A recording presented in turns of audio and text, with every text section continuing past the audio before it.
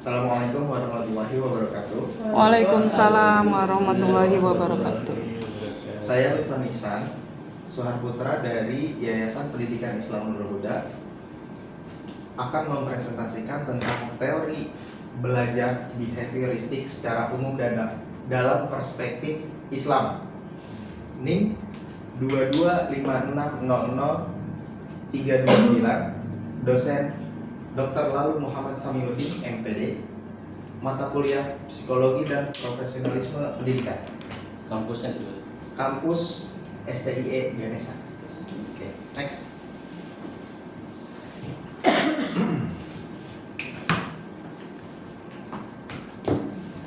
Oke. Pengertian teori belajar behavioristik. Teori belajar behavioristik adalah teori yang memandang belajar sebagai perubahan perilaku yang dapat diamati akibat adanya hubungan antara stimulus dan respon. Biasanya kan kita di kelas itu metode pengajarannya tuh beda-beda ya, gitu.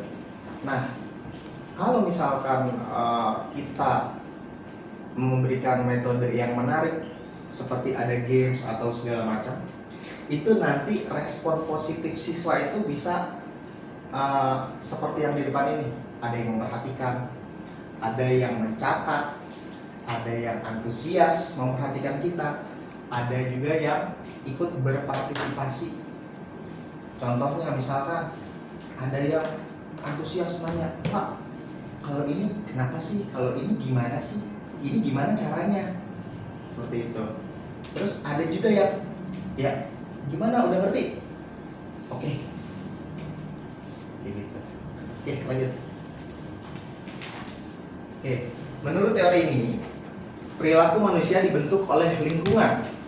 Proses mental tidak menjadi fokus utama. Yang penting adalah hasil belajar yang tampak. Ada juga pengulangan dan pembiasaan sangat penting. Ciri utama behavioristik berorientasi pada perilaku nyata, mengutamakan pengamatan empiris, menekankan latihan dan pengulangan, menggunakan reward dan punishment, dan guru sangat berperan dominan. Next. Oke, ini kata-kata inspirasi. Siapa yang tidak pernah membuat kesalahan tidak akan mencoba sesuatu yang baru. Maksudnya apa sih? Maksudnya kalau kita tidak berproses, kita tidak akan tumbuh. Oke, next. Karakteristik teori behavioristik. 1. Belajar adalah perubahan perilaku. 2. Lingkungan sangat menentukan. 3. Stimulus dan respon. 4. Penguatan atau reinforcement. 5. Pengulangan. Dan 6. Evaluasi berbasis hasil. Next. Nah, ini ada beberapa tokoh teori behavioristik yang sangat berperan dalam pendidikan modern. Yang pertama ada Ivan Petrovich Pavlov. Dia mengembangkan teori classical conditioning, eksperimen anjing dan bel, menunjukkan bahwa perilaku dapat dibentuk melalui pembiasaan.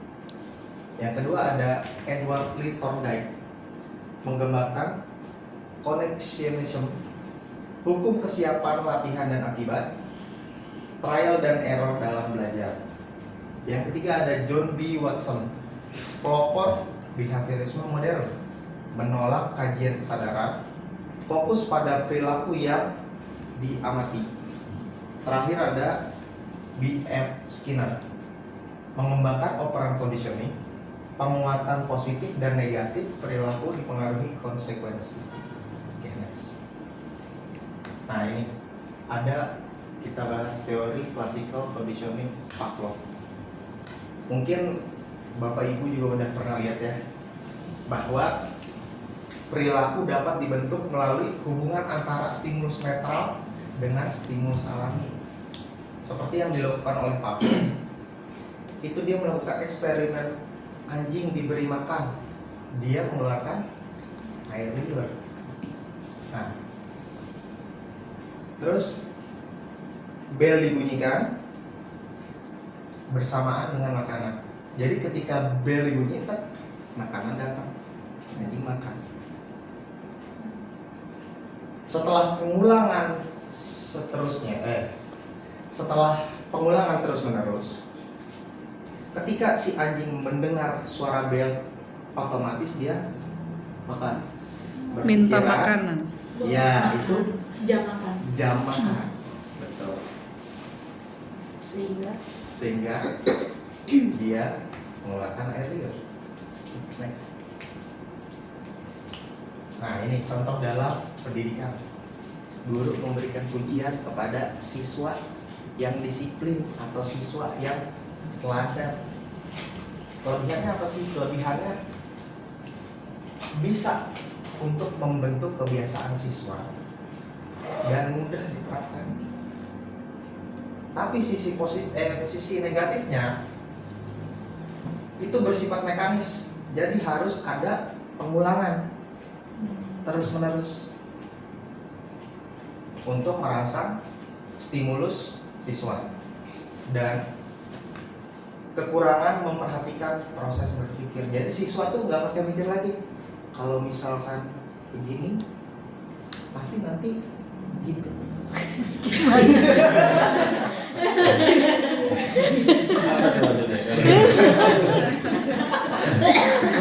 Dan ini ya jangan diituin makanya.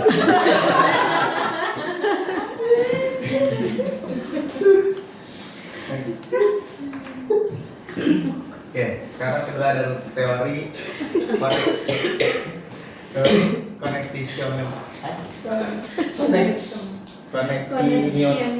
konektionisme dari Thorndike, belajar melalui trial dan error. Ada 3 ya. Yang pertama law of deadlines, kesiapan mempengaruhi keberhasilan belajar. Yang kedua law of exercise, latihan memperkuat hubungan stimulus dan respon. Yang ketiga law of effect, perilaku yang menyenangkan cenderung diulang. Nah, ini implementasinya terhadap siswa. Ada latihan soal berulang, pembiasaan membaca dan mengulang hafalan. Nah, ini juga sering kita lihat ya di sekolah ya, latihan soal berulang. Sebelum menghadapi UTS biasanya ada ujian harian ya, atau ulangan harian. Itu untuk apa sih? Untuk ya mereview hasil pembelajaran sebelumnya, sehingga si anak nanti ketika menghadapi UTS atau UAS nanti itu akan sudah siap betul. Terus kedua ada pembiasaan membaca ya, diulang-ulang terus materinya sampai nanti dia bosan.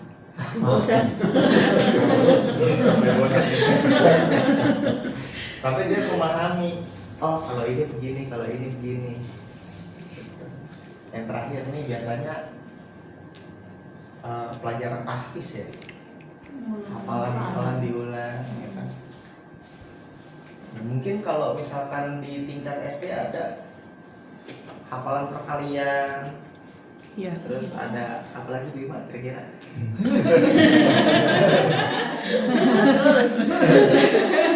Sejarah. Seperti itu. Next. Operant conditioning oleh Skinner. Perilaku dipengaruhi oleh konsekuensi.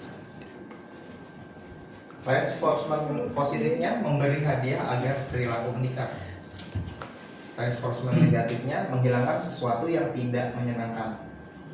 Nah, ada punishment juga, memberi konsekuensi agar perilaku menurun. Nah, ini biasanya di sekolah itu ada sistem poin. Ya, seperti yang Bu Ima pernah ceritakan. Dan di kita mungkin juga ada ya, di kelas bawah biasanya itu ada pemberian bintang. Kasih reward. Ya, kasih reward. Itu juga.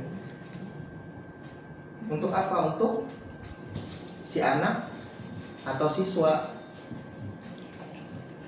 Semangat. semangat Tambah belajarnya. semangat belajarnya. Iya. Ada juga yang negatifnya, menghilangkan sesuatu yang tidak menyenangkan. Apa contohnya sih? Contohnya ulangan. Bisa sebenarnya kita sebagai guru memberi nilai tanpa ada ujian sama sekali. Anak-anak pasti senang. Tapi ada positif dan negatif. Punishment, memberi konsekuensi agar perilaku menurun. Contoh, ada siswa telat datang ke sekolah,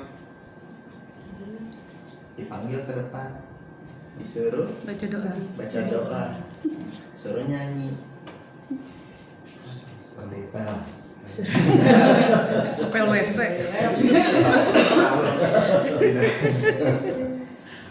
Oke, lanjut. Nih, implementasi di sekolahnya. Siswa disiplin dapat penghargaan atau reward. Siswa terlambat mendapat teguran. Mungkin teguran itu baru ini ya. Misalkan dia melakukan 1 kali kesalahan, 2 kali kesalahan, 3 kali baru teguran untuknya. Keempat dan seterusnya mungkin bisa meningkat menjadi hukum. Kasih Hukumannya surat. variatif. Ya, bisa kasih surat. Mungkin dari tingkat kesetaraan, bisa menyurati orang tua, Iya.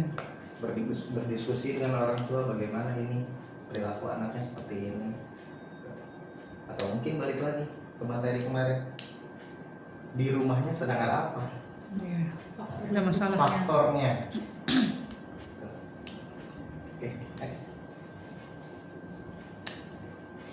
Konstek stimulus dan respon. Stimulus, segala sesuatu yang merangsang siswa. Contohnya ada pertanyaan guru, hadiah, hukum, dan media pembelajaran. Terus respon, reaksi siswa terhadap stimulus, menjawab pertanyaan, belajar lebih giat, menghafal, berperilaku disiplin. Nah, respon, ya, ada stimulus, ada respon. Pertanyaan guru, contoh, kira-kira apa pertanyaan guru yang membuat yang dapat merangsang stimulus siswa untuk bertanya? Mungkin dari ibunya ada contoh di kelas bawah ya, kalau ini kelas atas semua ini. Jawab pertanyaan. Iya, kan anak kan kadang suka takut ya untuk tanya, Iya. untuk ngumpet giliran mau ada ditanya. Kira-kira kita tuh harus kayak gimana sih? Terus kasih motivasi ya. Jangan kalau ya. Iya. Pertama, misalkan ada anak yang takut seperti itu, kamu kenapa? Tanya dulu. Nggak perlu takut, jawab aja sebisa kamu kayak gitu. Oke. Jawab pertanyaan. Anak jawab tuh.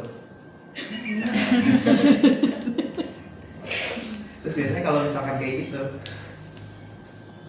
ibu memberikan hadiah atau hanya pujian atau berupa apa? Kalau biasanya kasih hadiah itu kalau ada game. Ada game? Iya. Kalau pertanyaan ini pujian aja. Pujian aja. Bukan istirahat dijajanin. Oh, istirahat jajan ya? Beli es buah.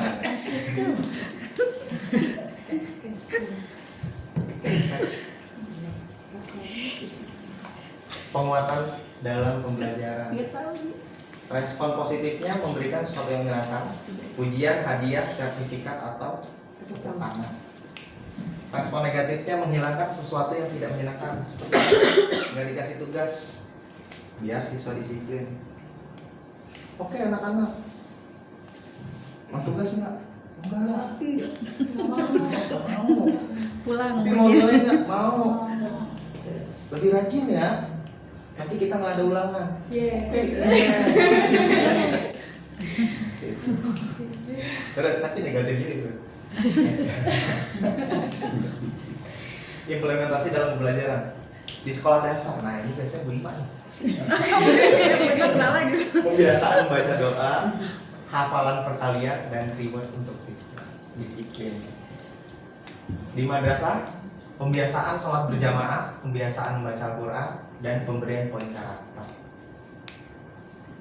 Nah, mungkin kalau pemberian poin karakter di Nurul Huda baru beberapa kelas ya, belum semuanya. Poin karakter. Iya, dan poin karakter biasanya di kelas-kelas bawah. Kelas bawah. Tergantung kebijakan wali kelasnya. Iya, betul. Kalau pembiasaan sholat jamaah sih kita alhamdulillah Duha. Iya. duha Johor. dan Zuhur. zuhur dari kelas 3 di atas. Pembiasaan baca Al-Quran. Sampai subuh.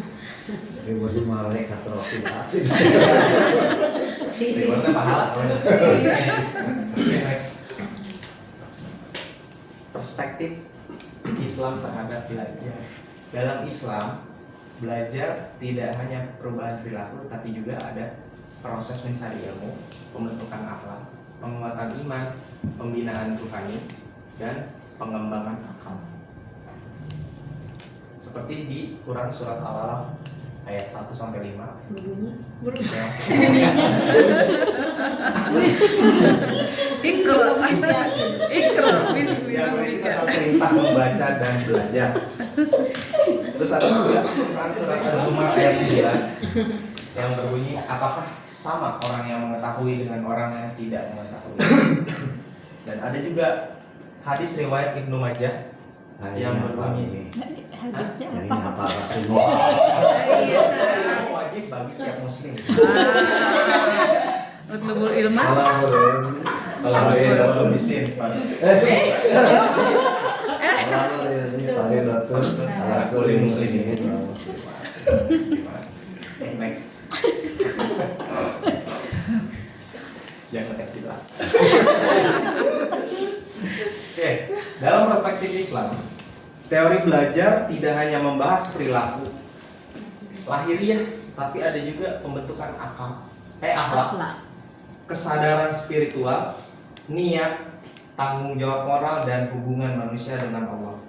Oleh karena itu perlu lagi dilakukan kajian mendalam tentang teori behavioristik ini dalam pandangan Islam. Oke, next. Oke, ini ada perbedaan behavioristik Islam. Ada aspek behavioristik dan pendidikan Islam. Fokus perilaku, akhlak, dan iman. Oke, kalau dalam behavioristik itu yang dicari perilaku siswanya. Kalau pendidikan Islam yang ditekankannya akhlak dan iman. Ada yang bisa memberi contoh? Pikir?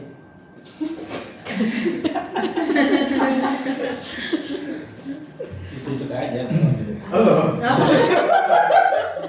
Kayak Ustaz Agil. Yang mana kayak perilaku? Perilaku. Perbedaan. Ya.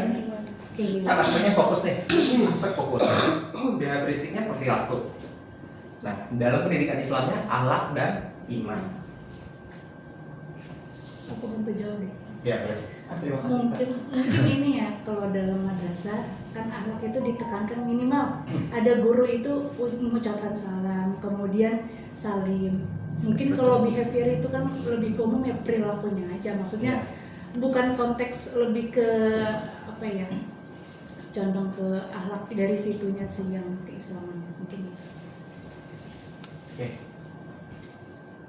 Lalu ada aspek kedua, dasar stimulus dan respon. Dalam pendidikan Islamnya wahyu dan akal.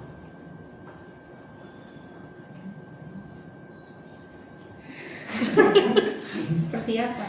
Contoh. Seperti apa? Iya. Oke, contoh stimulus dan respon. Seperti pertanyaan dan jawaban Oke. di kelas. memberikan peragaan. Respon siswa seperti apa? Memperhatikan, bahkan ada yang hafal gerakan tersebut dan mencatat. Oke, dalam pendidikan Islamnya wahyu dan akal. Wahyu. Kalau wahyu nggak ya aja. Akal mungkin. Nabi dan Bisa Rasul. Al-Quran, bisa hadis. Iya. Iya.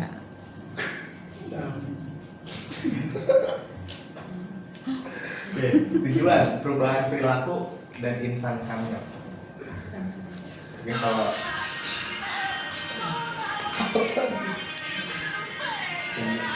Iklan. Lupa siapa?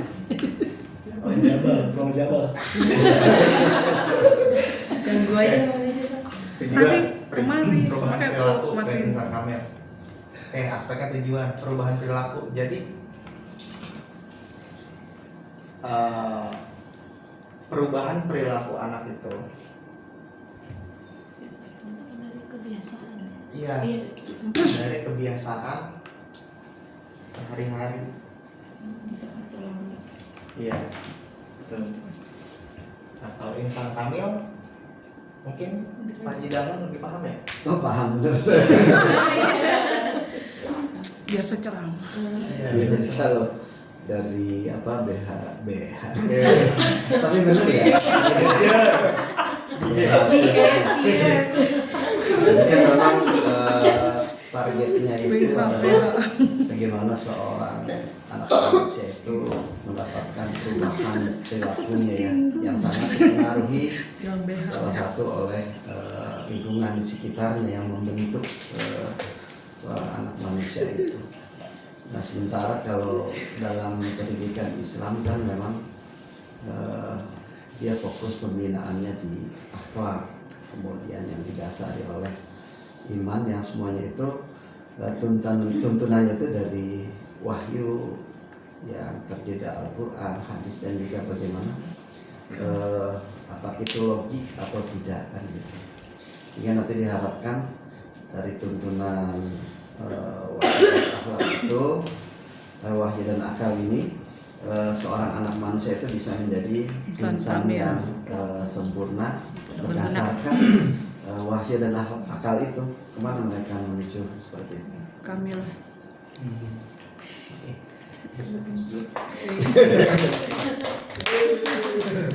Yang selanjutnya ada motivasi eksternal, internal, dan spiritual. Eksternal, kalau behavioristik eksternal, tampak luarnya aja. Tapi kalau dalam pendidikan Islam itu internal, dalam, ya contohnya hati yang bersih, perilakunya dia dari hati yang bersih itu, Akhlaknya. dan akhlaknya, akhlakul karimahnya, ibadahnya, betul. Banyak lagi ya. Lanjut, ada evaluasi hasil tampak dan yang batin. Hampir sama nih. Cuma mungkin kelanjutan dari motivasi itu, hasil tampak. Di sini udah baik, di bawahnya harus lebih baik lagi. Oh kemarin apa yang kurang? Kayaknya harus ada yang ditingkatin lagi. Kan gitu ya, ada ya hadisnya ya, hadis atau ayatnya. Jadi Ke yang lain Mbak. Seharusnya dulu udah paham. iya. Manusia itu setiap hari itu kan setiap tahun, apalagi sering juga dengar kita ceramah kalau misalkan bulan Ramadan ya. Semoga Ramadan berikutnya lebih meningkat lagi ibadahnya, lebih baik lagi. Seperti itu juga mungkin. Oke. Aspek terakhir ada manusia, makhluk biologis, dan dalam pendidikan Islam makhluk jasmani dan ruhani. Kalau ini guru IPA mungkin ya. Oke, makhluk biologis hanya tampak luar aja. Makan, tidur. Ya. Makan, tidur, mendengarkan perintah. Iya. melakukan ya aktivitas, melakukan aktivitas. Nah, kalau dalam Islam Nggak Ada. cuma itu, ya ada rohaninya juga. ya ada aktivitas rohani Tuh, sholat. 5 waktu. Belum sunah-sunahnya, zikirnya. Next. Relevansi dalam pendidikan saat ini dalam kurikulum modern, behavioristik masih digunakan untuk pembiasaan karakter, penegakan disiplin, latihan keterampilan dasar. Pembiasaan karakter tadi bisa melalui sholat berjamaah. Ya. Dilakukan secara Ya. continue, Betul. istiqomah. Salim sapa hormat jika Ya. datang. Nah, Kayak Indomaret. Dari nol ya Pak, biasa lah ya. Bensin. Bensin. penegakan disiplin. Oke, ada sistem punishment tadi ya. Jadi ketika siswa melakukan kesalahan bisa berupa langsung poin atau bisa juga langsung ditegur. Nah, terus di sini juga ada keterampilan dasar. Apa itu keterampilan dasar? Basic-basic ya, kayak misalkan membaca, menulis, Beritu. Nah, itu kan bisa melalui behavioristik pengulangan. Oke, dalam pendidikan Islam masih digunakan untuk pembiasaan ibadah, jamaah zuhur, jamaah duha, terus pembentukan akhlak, ketemu guru, saling. Padahal udah berapa kali ketemu, saling terus. Ya, selama masih di sekolah. Selama masih di sekolah ketemu saling, Terus. ketemu saling. Udah terbiasa. Iya. Kadang dia lupa, aku udah saling, ntar mereka, tadi udah saling, saling mana? Malah ada yang bilang nambah. Ada. Terus ada juga disiplin belajar. Kalau disiplin belajar, apa contohnya Pak Agil? Disiplin belajar Dalam itu Islam. biasanya kalau anak-anak dalam belajar, kita sebagai guru contoh ngasih tugas gitu. Ya. Anak-anak nih harus disiplin nih, harus dikerjakan apa yang diberikan oleh si guru itu tersebut. Kalau misalnya nggak dikerjain, berarti Nggak dapat nggak nilai. ada nilai, dan itu salah satu perbuatan atau tindakan yang belum disiplin dalam belajar, seperti itu Pak Ivan. Oke. Ada sehari-hari yang tadi ya. Salim, ketemu guru. Iya, salam sapa hormat. Oke, lanjut.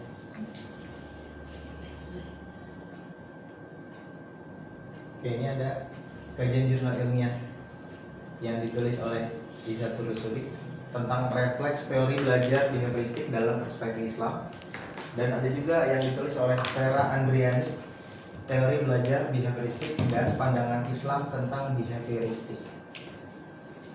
Thanks. Teori behavioristik memberikan kontribusi besar dalam dunia pendidikan, terutama dalam pembentukan perilaku dan disiplin. Namun, dalam perspektif Islam, pendidikan tidak hanya bertujuan mengubah perilaku lahiriah, tapi juga membentuk manusia beriman, berilmu, dan berakhlak mulia.